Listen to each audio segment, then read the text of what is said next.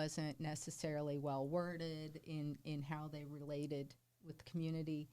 No, this is step after step after step that I've documented because, and the truly heartbreaking thing about this is that right now the Democratic Party has a stranglehold on this story of getting out the black vote.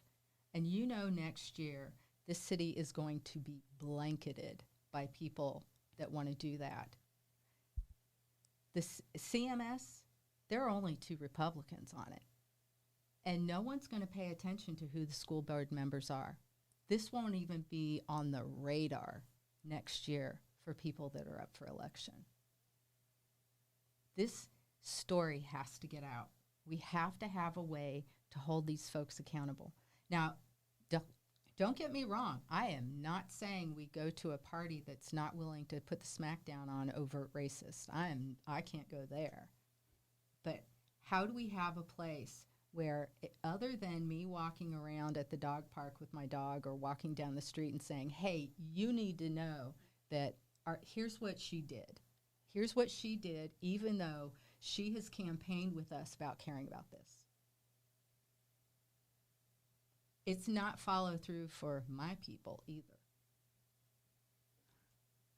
Okay, we're running short on time, but I guess I have to apologize to you. Where is Cherry located? I mean, because I know for a lot of the audience, it's probably like, okay, I mean, Charlotte's a real big city, and it's like, where would they be able to find Cherry neighborhood?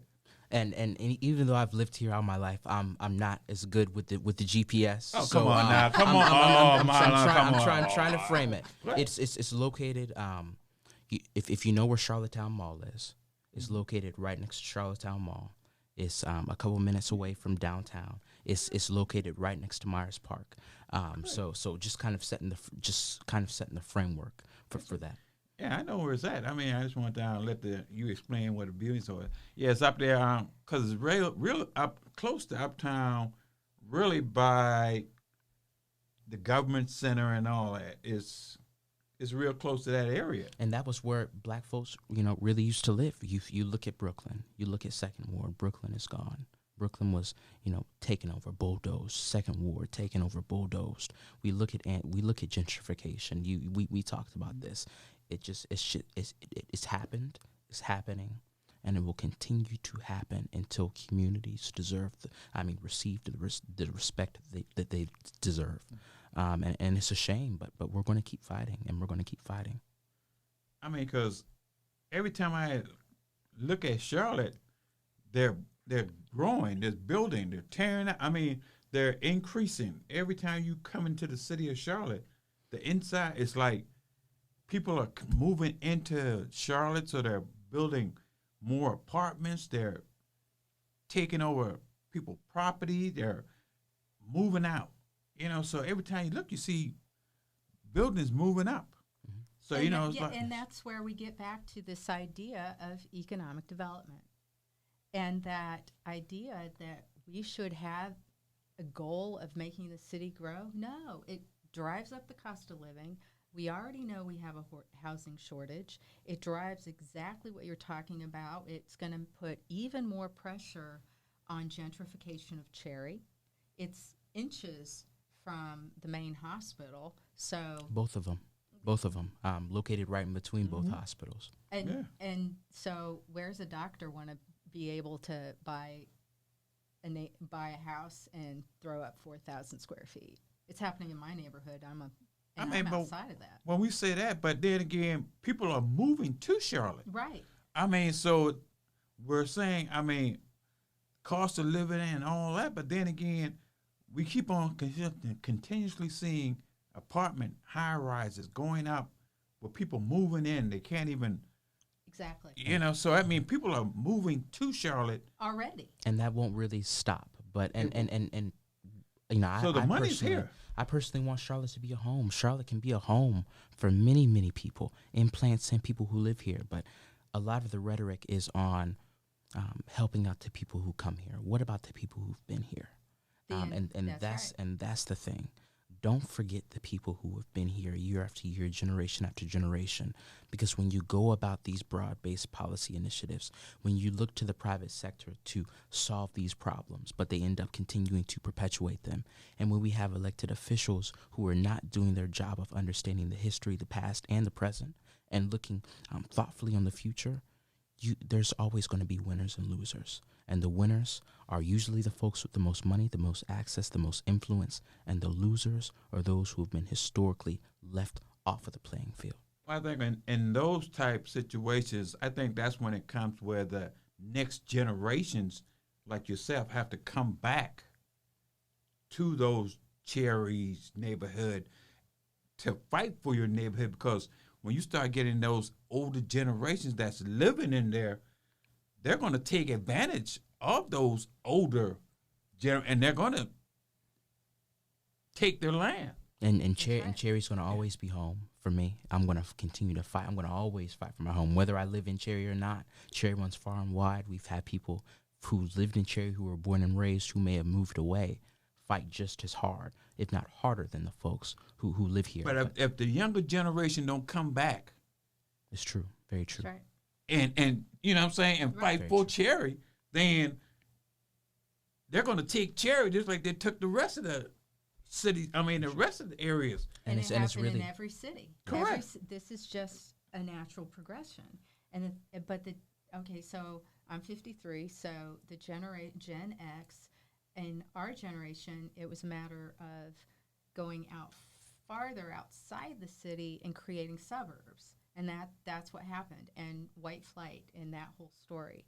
And so that's why now we're getting to the point where even that is crowded, and driving to get there is ridiculous. And so there's this desire by younger folks, millennials, to come back in and move and come back in towards town and go into those neighborhoods. And you're absolutely right. Unless people dig in, then the grandparents can't afford to stay. Correct.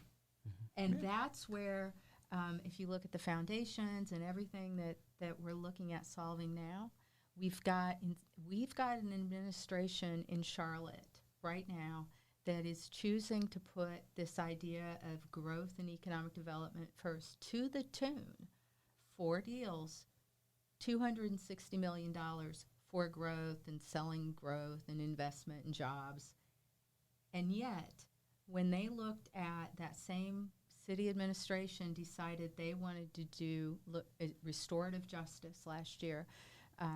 Mr. George Floyd was killed. Okay, we need to apologize for Brooklyn. They came up with $10 million over 9 areas. That's what they came up with. No one's investing in the people that are already here. It's not part of our policy anywhere.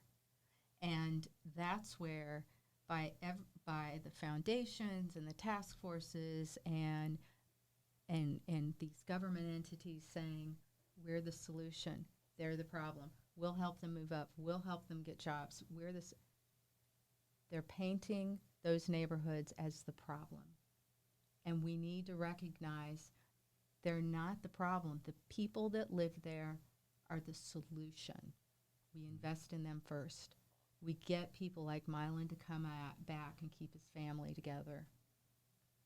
We get Mylon to tell his own history. People connected to CMS and a whole bunch of people around me are the ones, a book tour on the Rosenwald schools or Jim Crow books, things like that. Here we're telling, it's a white telling of Charlotte's history. And even if they try and put the lens on that what happened in Brooklyn was bad, it's still not a situation where we go sit down, shut up, and let Mylon tell the story. And Mylon, is your grandma? I know you mentioned your grandmother. Is she still living in Cherry? She is, and she's still fighting. She was last month rather for the Fight for Morgan Festival. She was there the entire day from setup to takedown, manning the tables, talking to folk about her story, talking to folks about the history of Cherry, and there are many others. The Hares, my grandfather who moved out when he raised my father and his brothers, and alongside my paternal grandmother. But lives in Clanton Park now, but is still fighting just as hard. So there's still folks. Let no one tell you that Cherry has changed all that much. But all I'm saying is, you're going to have those 30 and 40-year-old that's going to come and tell your grandmother that I want your property. Yes. And, and they're going to do whatever they're going to do to take your property, your grandma. True. So it's going to be up to Mylon to be able to come and defend for his grandmother. Yes. You're going to have you Very and true. your age group is going to have to start coming back to Cherry and start fighting against these younger generation who's going to come in there to take your property. And for the younger generation, in order to fight, you have to be equipped. I continue to learn from my elders, from those who've lived much longer than me and are much more experienced than me. But in order to fight for something you believe in and something you love, you must be equipped. So do that research to the younger generation. Do that research. Talk to folk and be prepared. So when the time comes, when those people come, you're equipped with information, the conviction that's needed to fight for something you believe in. There's this wonderful civil rights attorney in that age group that you're talking about, Alicia Brown, who started an organization called For the Struggle. I believe she's in the University Heights neighborhood, but her goal with that is specifically to help seniors age in place, to make sure that they're not victims to these predatory buyers. And she's worked very hard with her organization and bringing people together to bring together the specific information and legal information and financial information that folks like Mylon need to help their neighbors, help them stay there. There are people trying to do this. I understand, but yes. And she does already get the calls. She'll probably get a call once a week. They'll leave those little handwritten notes, and when she gets calls, they'll say, are you interested in selling? And she'll say, if you have $10 billion, yeah. And they usually hang up the phone after that. But safe to say, she wouldn't even sell it if it's that amount. But it's just but it's understanding that they've been fighting for years upon years. The mantles. Going to have to be passed to us, and it's whether we're both willing and also ready. correct, because you have to have that knowledge to compete against Absolutely. that younger generation. Absolutely. Because you can't expect that older generation to be as knowledgeable about the situation as they are. Yes, sir. But we're running close to the end of the show. If anybody wants to get in contact with you, how would they go about doing that? You can reach me at buyingitback.com through that website, or buyingitback@gmail.com. Buying It Back is about those of us that sat back and didn't pay attention. We need to look at our legacy in this and make sure that we go to our quiet place and give the table over and make sure our elected officials know that we back you up. And it's buyingitback.com, buyingitback@gmail.com. And yourself? And I don't have a title or anything. Okay. I'm a nobody. You're somebody. I have a LinkedIn, Twitter, Okay. Facebook. But if I have a final note, for those who want to get involved, please visit www.thehistoric Cherry CHERRY.com. Again, www.thehistoriccherry.com. There you can find our story. Ways to get involved. Again, we have the financial backing, and we're blessed for it. But we also are taking contributions, are taking fundraising, Venmo, Cash App. What did I say? GoFundMe as well. In order to set up recurring donations, if you'd like to get involved, because we're going to be doing programming. We're going to be doing programming out of this building. We want to create our own narrative. Tell your elected official to take equity seriously. And if you do have a connection to Arts Plus, tell them to really understand the fight of Cherry for this fight of Morgan School, not just in words, but in actions. And understanding that in actions means letting Cherry come first. We're going to get the building. We're convicted in getting the building. We will continue to work to get the building. But if you'd like to tell them to do that, you can do that as well. But visit www.thehistoriccherry.com. Stand with us in this fight. All right. Thank you, ladies and gentlemen. Thank Thank y'all. you. Thank y'all for watching the show. You be encouraged. Thank you. Mr. Brown, thank you. All right.